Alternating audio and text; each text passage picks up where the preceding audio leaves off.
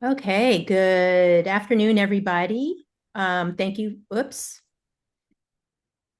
Thank you for joining us on the Sanctuary of Earth Gather, Learn, Heal, Become event. We started this program a couple of months ago to give us all a space to be in the energy, flow with the energy during this time of great change and evolution. I don't know about you all, it's been feeling like a lot. And it seems like we can manage and evolve together much better than in our little silos, and that we can share healing practices to help us all become. So the way this will work is I will start and end the session with a channeled message, and I'll also send you a little energy medicine at the beginning. And then we're going to get straight into the topic, which is learn to read tarot in 10 minutes. I'm going to close out that screen. And then we're going to practice. We're going to practice and practice. And you will be able to, I'm fairly confident you'll be able to do a tarot reading for yourself after a very brief instruction. We'll wrap up with another channeled message, and I will just share what's coming up on our agenda for Sanctuary of Earth, other ways for you to join us as we're figuring out our way. So I know Lisa and Kristen know me, but Jen, I'm Sanna Calvert, and one of the founders of this organization where we're other healers and intuitives looking to help create this space to support us all moving into this new energy together. So glad you're here today. All right, so I'm going to start with a channeled message. Hello, beloveds. You are such beautiful beings and committed to your path. It takes a special person to be willing to take time out of it's often a busy weekend and such a beautiful day to commit to your feeding your soul and your spirit and your inner sense of who you are becoming. And this energy, please rest assured, is for everyone's benefit. It's here to turn us inside out, which can be very uncomfortable. And you might be asking, why me? Why now? But please remember that it is for your benefit, because when you can see what needs to be healed, then you can actually heal it. And coming into spaces like this helps us all to heal together even better. All right, if you wish to receive some energy medicine, I offer it's I guess a type of Reiki, which is called Yin. It comes from my ancestors. So if you wish to receive it, then please set the intention to do so. It'll be a short session, maybe 3 minutes.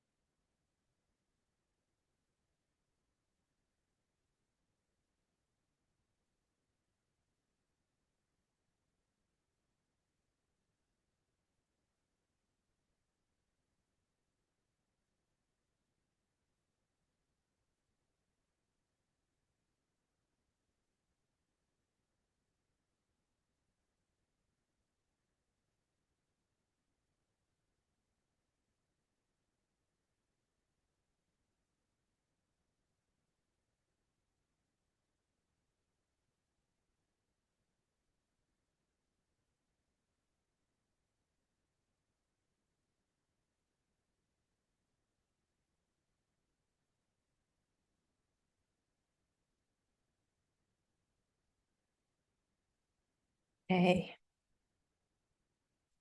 Thank you for that. You can open your eyes whenever you feel ready. I actually felt that it was a much bigger container than this group, that we were doing some healing for the larger community.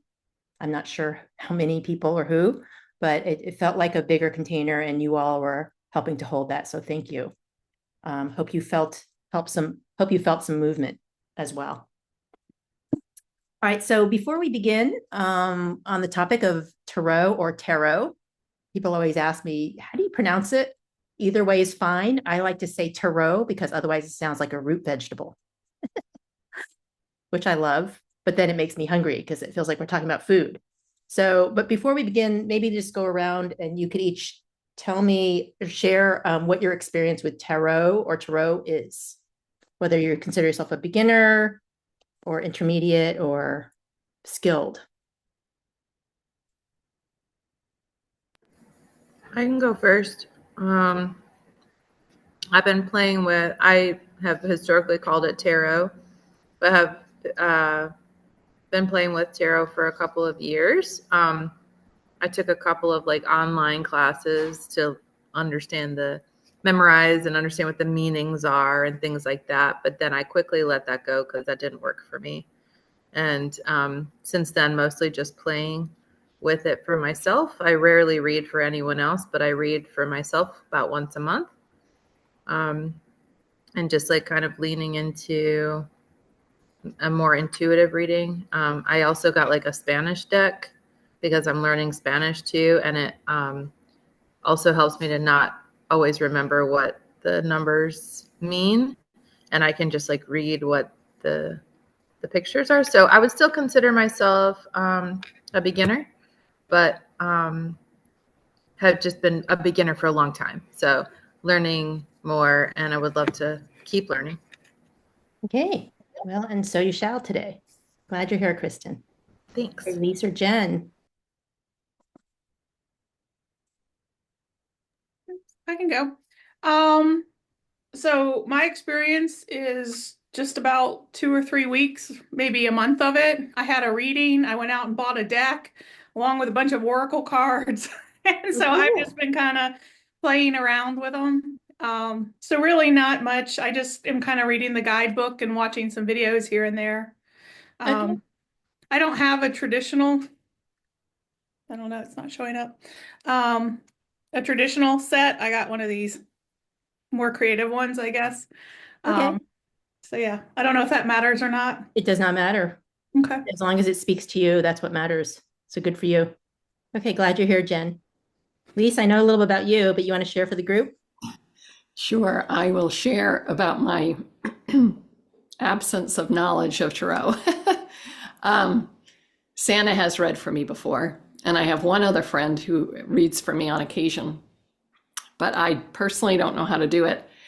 And I have another friend who gifted me a deck of cards, and I opened the deck and it scared me. It was scary. The pictures looked scary, but I'm like, no, I just have an overactive imagination. And I drew, like one time I drew death, and the other time I drew the tower, I think. And I'm like, okay, yeah, this isn't for me. And so I gifted them back to him. He said, well, I have another. If you want just an oracle deck, if that deck's too much, we can switch. You can take so I got the happy oracle deck. So anyway, I am here with an open mind, and I am ready to learn about it. And I understand death can be transformation, which clearly is on my path. Yeah. So I'm open to learning. So are you pulling from the Oracle deck today? I could, like, can I do that? I didn't even know that was a thing. I was just Sure. like, well, I don't have a card. Yeah. All right, maybe, You could okay. pull from anything. All right, while you get going, I'm going to just grab mine. Okay. All right. So I'll just tell you my journey with tarot.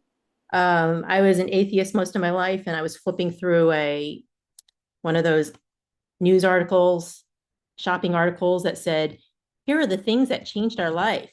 And so I just started to click things because I have like this $25. If it's under $25, I just buy stuff without worrying about it. And then I ended up having a tarot deck in my mail, and I'm like, what the heck is this? And then I realized what it was. And it was I love total, I don't know, divine intervention, because right after that, my sister passed away. And then we learned of my husband's stage 4 cancer pretty much within a couple of days of each other. And so here I was with a tarot deck starting to want to talk to the universe. So, and I just learned for myself, just pulling cards and, like Kristen was saying, reading stuff. And I really felt like I was terrible at it. I couldn't do a reading to save my life, or at least for somebody else. And then when my spiritual teacher passed away, she bequeathed me her deck, and she read from this beautiful Mother Peace deck, which is round. And I was like, oh my gosh, what an honor. But then I realized, oh my gosh, it's such a responsibility. And I figured I have to learn how to read these. And she helped me, thankfully, from across the veil. And that's when I started to really feel like I came into my tarot journey. Now, the way I have to tell you one more story and then we'll just get to the practice. But when I had my spiritual awakening, I learned I was clairaudient, and my guides told me that I would be teaching tarot to people. And at the time I had gone from a faculty in higher ed to doing professional and personal development. And I was like, I'm going to be teaching faculty how to read tarot. And Spirit's like, yeah, kind of. And I was like, no, this can't be my life. So it just goes to show how far you can go. All right, so let's talk about the tarot deck. I'm going to start with a very brief description about how they're structured, and then we'll go into how to do a reading and why we do it that way. So a tarot deck is very similar to a card deck in that there are 4 suits, and they can be called different things, but they're usually like pentacles, swords, cups, and wands, or something like that. So they represent earth, air, water, and fire in some sense. That's usually how it goes. And it goes from an ace through a 10 and then court cards. The difference with the tarot deck is that there are 4 court cards per suit instead of 3, like in a playing card deck. In addition, there's 21, and those are called the minor arcana. Those are 56 cards, the minor arcana.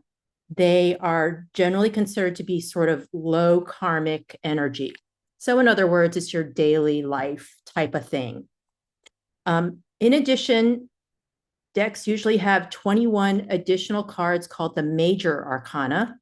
They are higher karmic cards. And they tend to have a certain storyline to them, but every tarot deck is different.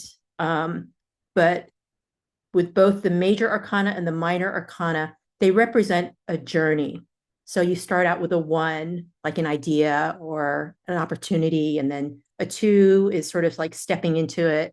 A 3 is feeling around for it. A 4 is more stability. So in any way, it goes through this sort of a story arc. And same with the major arcana. The first card is 0, which is the Fool, or the start of a journey. And then the 21st card is the World, which is the completion. So they both represent these story arcs, which could be considered similar to the hero's journey. So I think that's just good to know how they're laid out. And what I would suggest is that, you lay them out by suit and get a feel for the energy of, the water or fire, or whatever, each of the suits, and how they differ between them, and then also for the major arcana cards.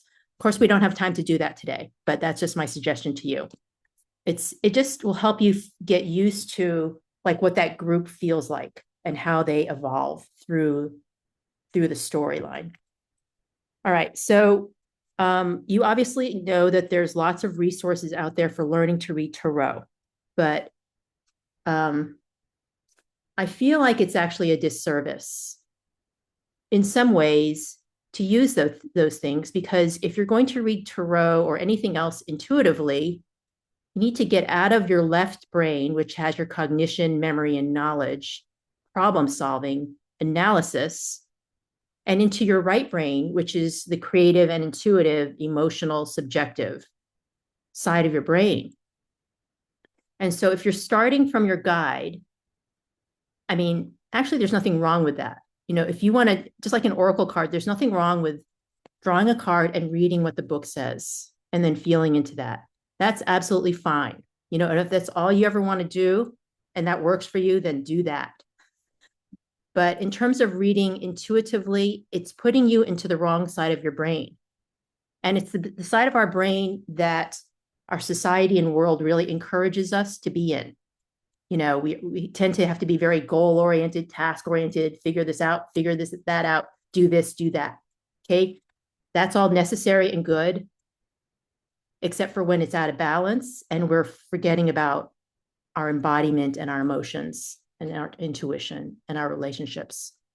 Okay. So because of that, what I always suggest with my students is that you start intuitively. And after you've milked that for all it's worth, and if you feel like there's more, then go consult your book or an online resource. In my tarot class, I give you the handouts from my teacher that describes the suits and the numbers and the major arcanas. But the one that I used before I started teaching tarot and learning from my own teacher was the Biddy Tarot. I really like that. But it puts you into your left brain.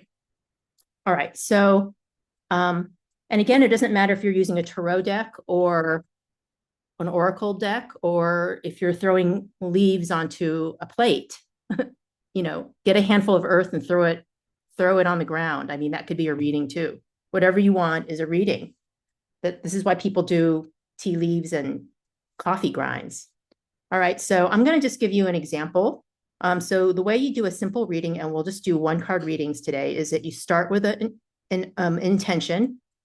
So my intention for this reading is to have a clear demonstration of how to read tarot intuitively.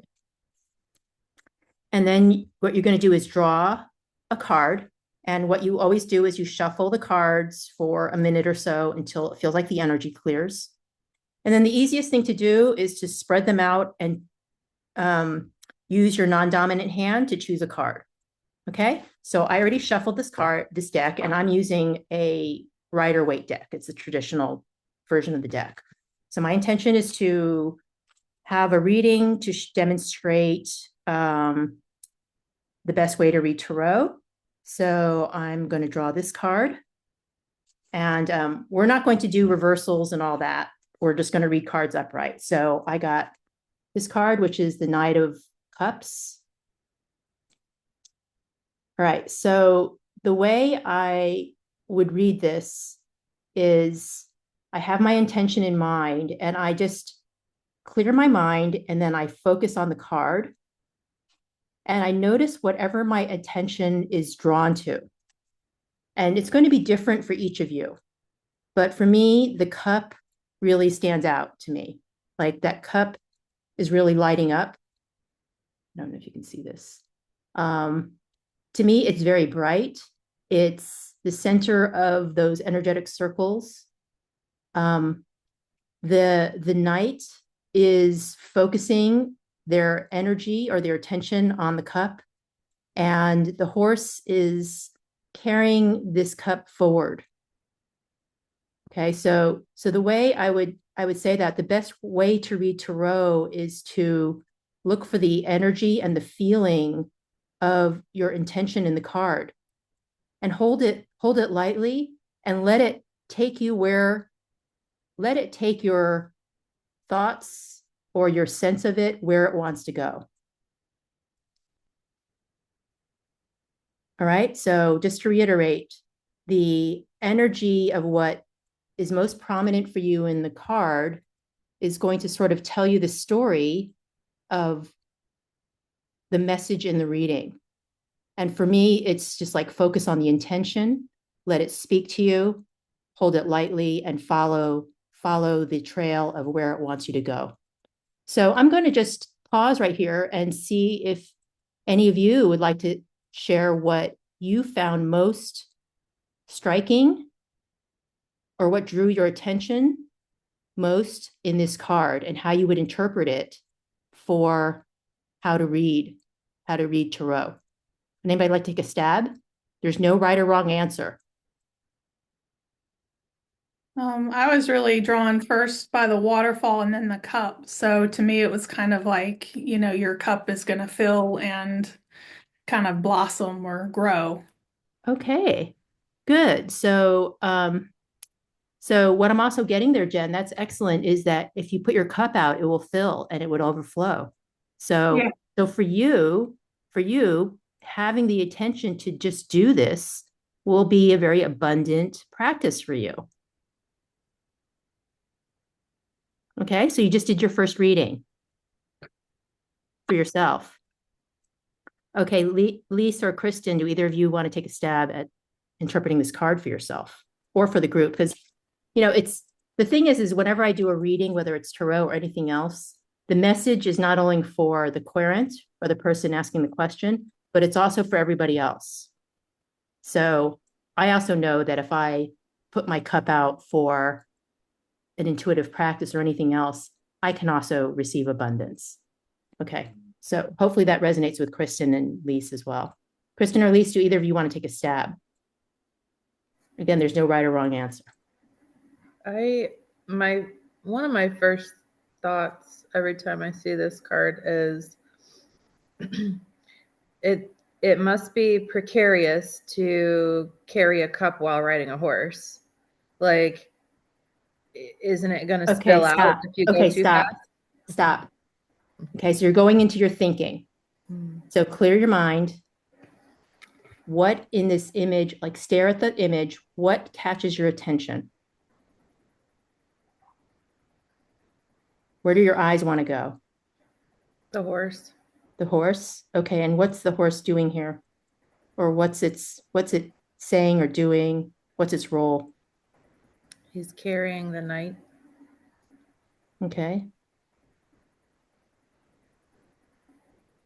Bringing him to the water. Okay, so the horse intuitively knows where to go. I love that because in the cup is just a small amount of water, but the waterfall is endless.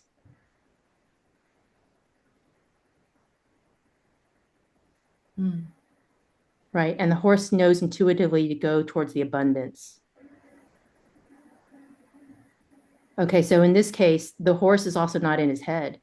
So Kristen, good for you. It's saying be out of your head, be in your body, be the horse. You'll know where to go if you're seeking this. Yeah, does that resonate? Mm-hmm. Okay, good. You did your first reading for yourself. Okay, how about you, Lise? I love how you all focus on something different. I definitely picked up on the reflective quality. Can you hear me? Yep. Mm-hmm. On the reflective quality of the cup, and I immediately thought of, like, with a body of water, it could be a puddle or a pond. Sometimes the light reflecting on it, you can't tell how deep it is. And so something about reflection and how deep it goes comes to mind. Yeah, that's right. So your spread is always going to reflect you. When you pull a card, it's a mirror for you to look at yourself, and you can decide how deep it goes.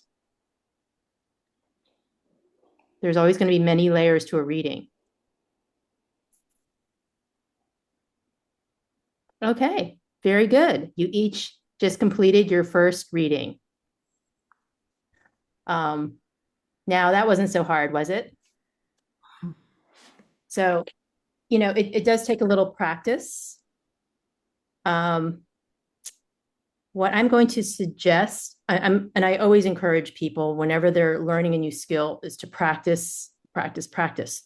The more you practice, the better you'll get at it. Just like with anything else, if you're going to learn to play the violin or learn to cook, you practice to get good. It doesn't just happen automatically unless you're weirdly gifted. That was not me. So I'm going to suggest that you all each set an intention and draw a card. And when you're ready, show us your card and what you got from the reading. And then we're going to chime in and see if we can help embellish. Okay? So if you haven't already, shuffled your deck and then set an intention and pull a card.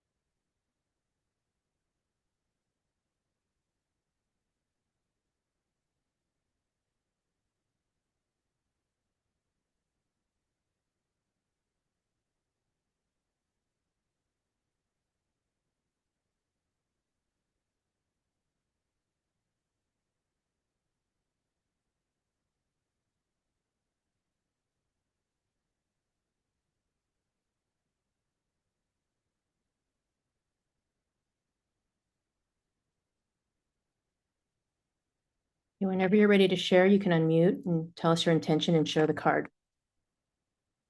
If you need another couple minutes, we can wait.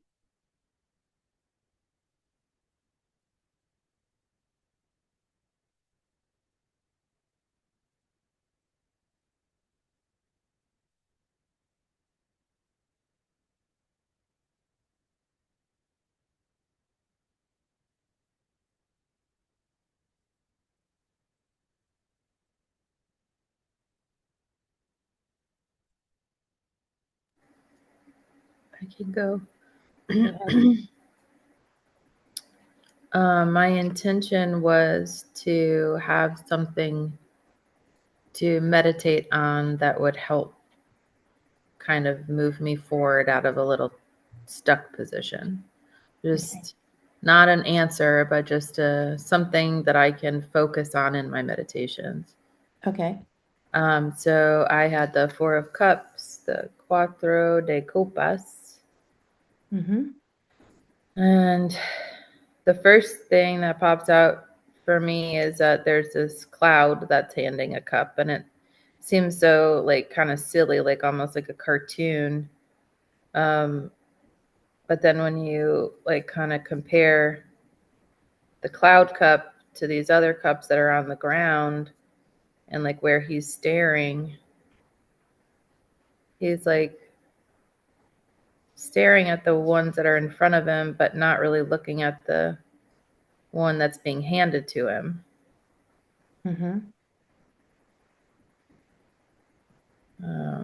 I could take that a million different ways, but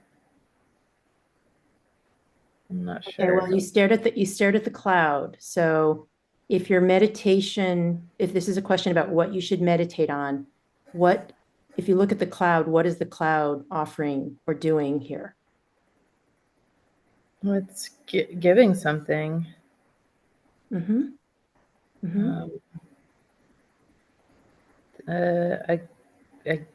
know if it's a gift or another piece of the collection. Right. So it's offering something and he's not really paying attention to it, right? So the object of your meditation could be focus on what's there for you or being offered. That could be one interpretation. Jen or Lise, do you have any interpretations of this? What catches your attention about this card, given Kristen's intention? Anything come up for either of you? I don't know. For me, it's something I feel like I feel a lot. Like there is something being given to you, and it's just out of reach, and it's just turning maybe surrendering what your current beliefs are and being open to what the other gifts are that are trying to be handed to you, but you're kind of blocked because you're so kind of stuck in your ways. Yeah. And thank you for sharing that, Jen. And what came in for me as you were talking, Jen, was that like you could focus on the cup, but Kristen's being asked to focus on the cloud, not the cup itself.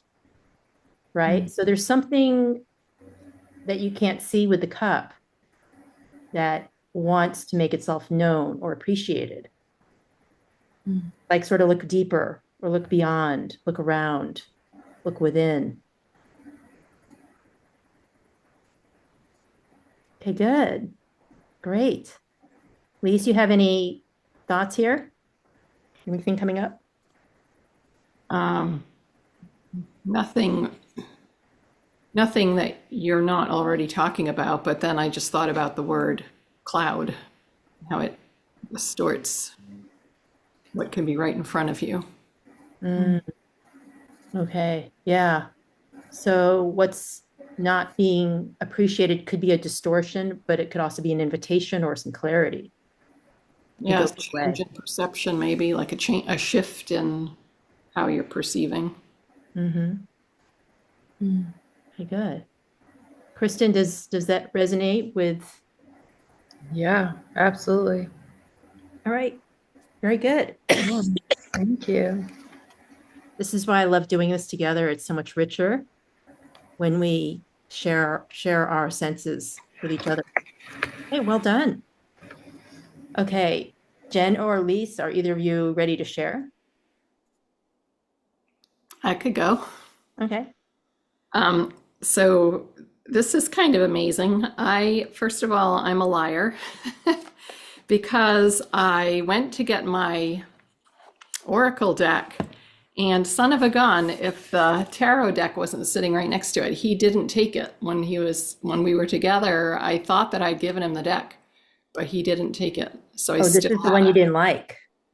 So then, right, this is another part of me being a liar, is saying that the cards are scary because I remember them as being very thorny and like if you imagine cut wire, all black and white. And so my intention was that I be open to learning something about the world of tarot. And look at what I got.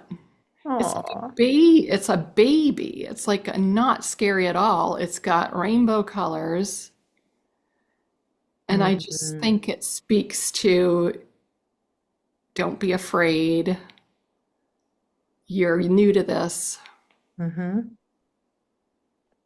That's beautiful. And I have to say that the deck that I ordered that came in the mail was that deck. Oh, wow.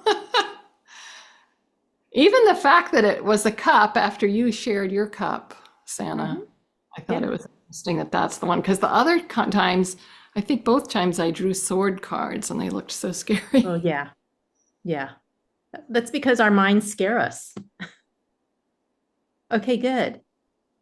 That's beautiful. Does anybody have any hits for Lise? Can you show the card again, Lise? It really is a beautiful card. A signet.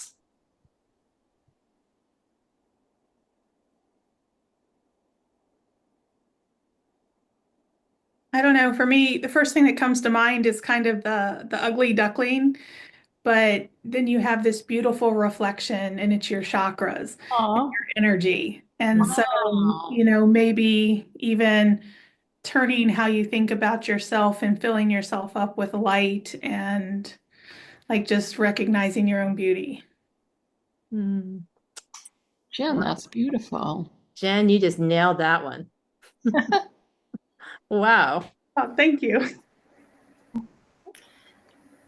Also, I live about 10 feet away from this huge pond, and I watch ducks and swans all day. And now, like, there's a whole world out there that I didn't know existed before.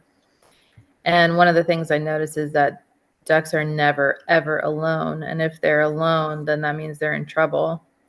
And they try to find their pack really quickly. And so the fact that this deck is alone is like super brave. It's like, I know that I am used to being around the people that support me and protect me, but I had to kind of swim out here to find my colors, to find my place. It's really brave. And it's a little precarious and a little like scary, maybe even dangerous per se, but that it's really brave, and that you had to come out here in order to see those colors. Beautiful. So at least what came through for me was that, what was your intention again? That you didn't want it to be scary?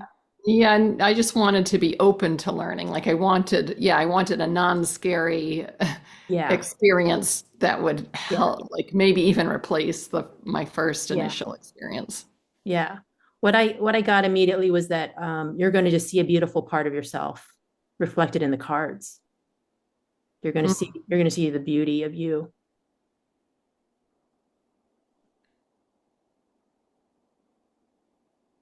I love that. Yeah. Thank you. I think you being a nature lover, I just feel like you're going to love the cards. Yeah, because it's all about, nature. It's nature.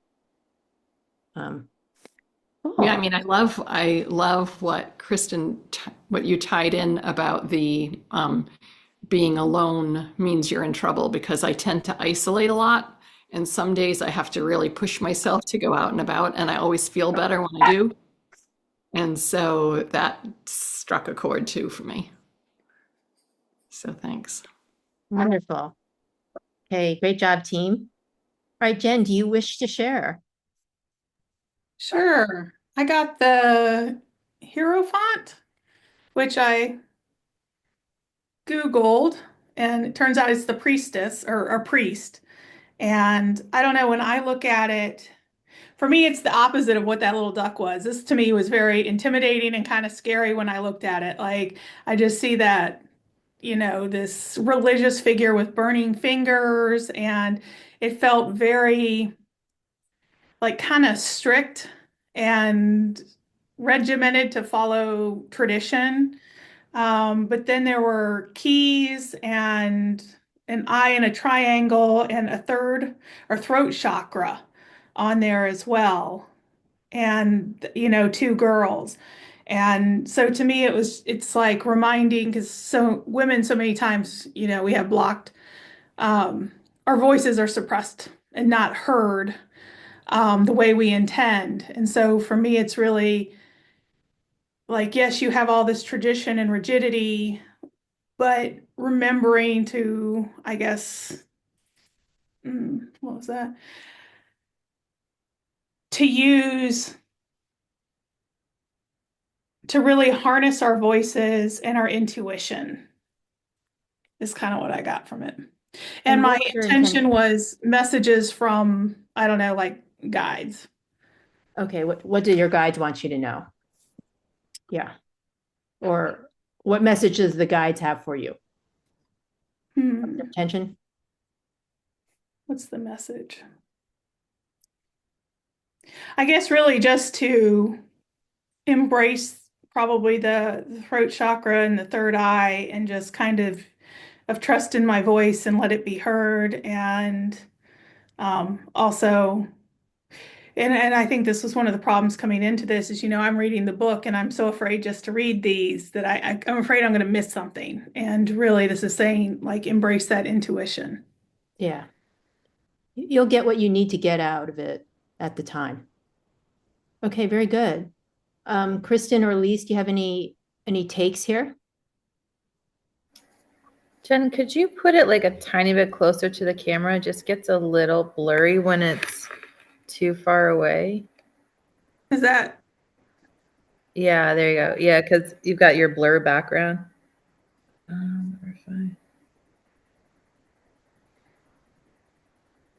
He's also giving a Hitler sign. That's interesting. And it's on fire. Yeah. And I think there's a Taurus symbol on there too, kind of cut off on the edge. What does his scarf say? Oh, Oh, the it heart. says the hero font. It's Yep. the name of the card. So to me, it also feels like he's trying to teach you something, even though it might be a really big, chaotic message. And that maybe that for you is the messages that you're looking for that will speak to you are going to feel really big, maybe bigger than you're used to. And so try to trust that, like the phrase, too good to be true. Well, like just embrace the bigness of the message that you get. Like don't be afraid of learning something really big and new. Thank you. I like that.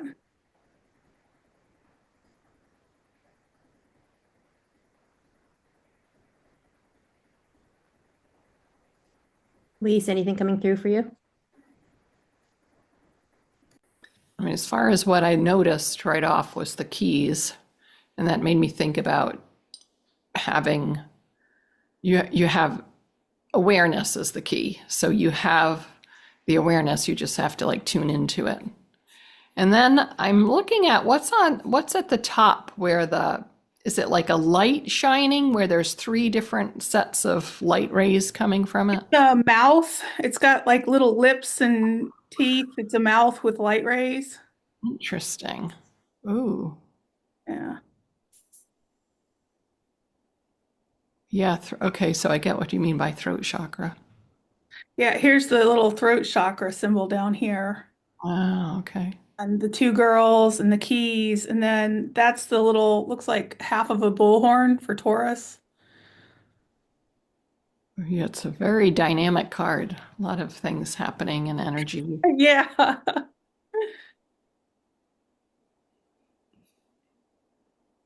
Yeah, there's a lot to pay attention to there. Whew.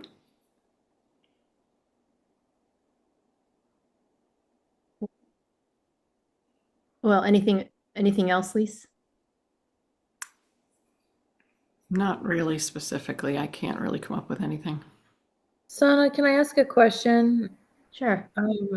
Like actually the first thing that stood out to me on that card was the number 5. And I'm like pretty sure from my knowledge of the tarot that it's because it's the 5th of the major arcana. But I also know 5 in numerology.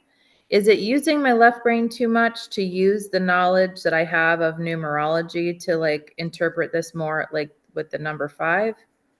Is that It could be. It could be. It just depends on how much it resonates. So,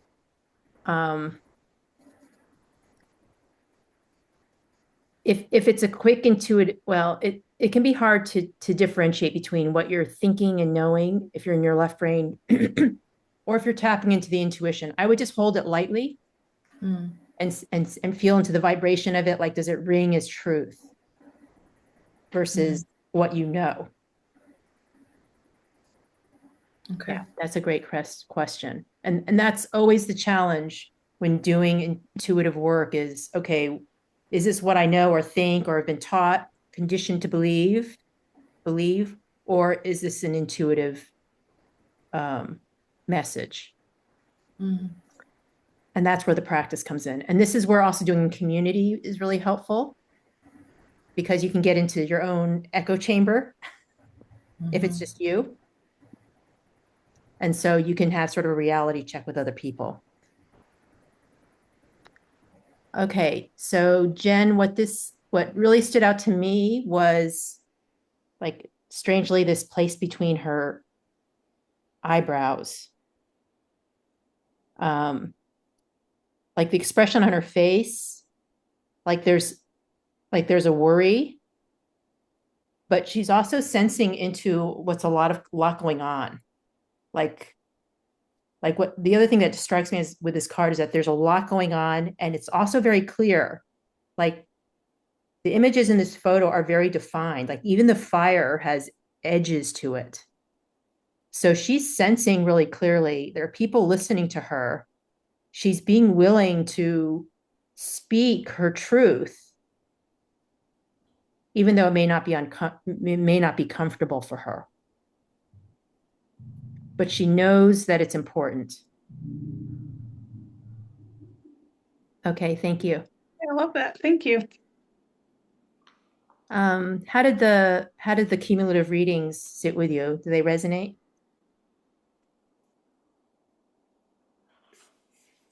Definitely for me. Did they resonate for you, Jen? Yeah, absolutely. And I love hearing what other people are seeing too, because I think that's going to kind of um, round out the practice because I think people tend to have, at least I do, a very set way of thinking, and to hear other people's of like how they approach things differently, I think it's just going to help grow and expand. Yeah. Um, Yeah. my knowledge. And I just feel this is an important part of an intuitive practice is getting input, talking to your friends, what are their hits? Because my teacher used to describe things as like a disco ball, and we each get one facet of the ball. We can't necessarily see what's on the other side of the ball. And so this is where just being open and curious really helps. Okay, I wish we had time for another round. Um, and I can't run over because I have to get myself to a play at 3 o'clock. So I'm going to go ahead and we'll do one more reading, but I'll draw the card. This is what would be helpful for all of us to know. I'm going to draw from the round deck, which is the mother piece. Okay. And we got the hanged one.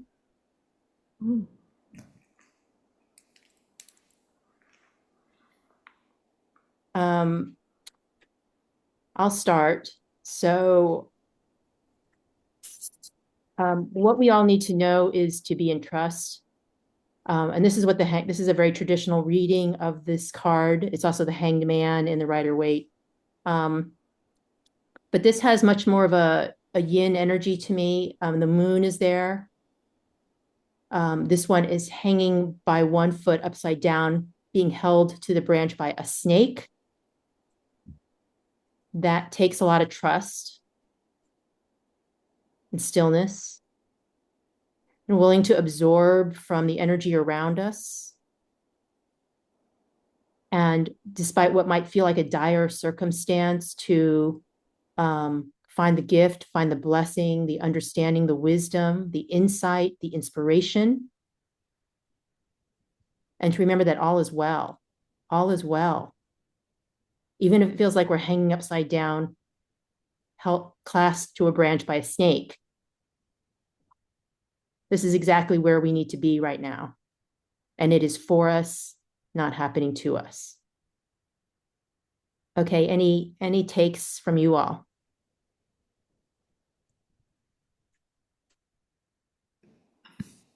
I was trying to shift my thinking again from having something be a scary thing to it almost looks performative because the moon is there being so dramatic. And it's almost like this is my assistant, the snake. And look how we work together to navigate. And I love that, Lise, because, all the world's a stage and, we're living in the matrix. Life is a game. I mean, all of that has the essence of a performance, something that's not quite real, and what I've experienced over and over again, the more I'm in this spiritual space, is that the energetic and the spiritual feels more real to me sometimes than the 3D. And so if we can just not take the 3D quite so seriously and remember that we are eternal souls, no matter what happens to our bodies, it helps put it in perspective.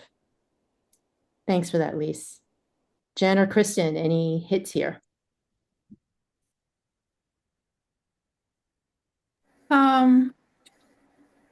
Yeah, the first thing that drew me in was the snake, because I was looking at that going, is that a snake? And then kind of the light and the halo around the person. And there was an element of safety in it. Like, yes, they're hanging upside down, but they are secure. Yeah. And Yep. and what was the intention?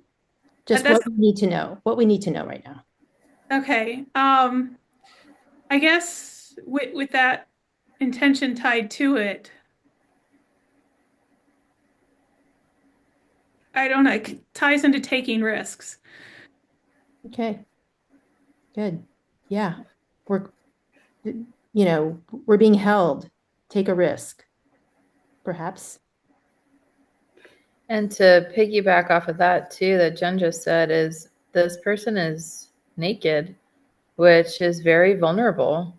And so maybe taking risks includes like having to be exposed or vulnerable a little bit in order to be held. If we're not vulnerable, maybe we can't be held quite as safely.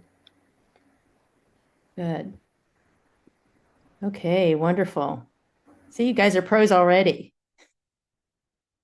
Aren't you surprised in yourself? Okay, so I hate to say it, but it's time to wrap up. Want to thank you for joining us today. And that last message was the closing message, channeled message. I want to just let you know that the next class, the next gather session is going to be on May 11th. So we're sort of doing this once or twice a month. Right now, we're at once a month. So we're going to be learning to use EFT tapping. And Victoria Vines is going to be leading this session. And again, if you feel drawn to make a donation of any amount, we would very much appreciate it. Jen, if you are not on our mailing list already and you want to be added, put your email in the chat and I'll add you and I'll forward you the class list because we have some new classes coming up. Lisa's astronomy class is starting on the 29th and you could register there. And Megan, who introduced me to Kristen, actually, is starting a breathwork class starting May 1st.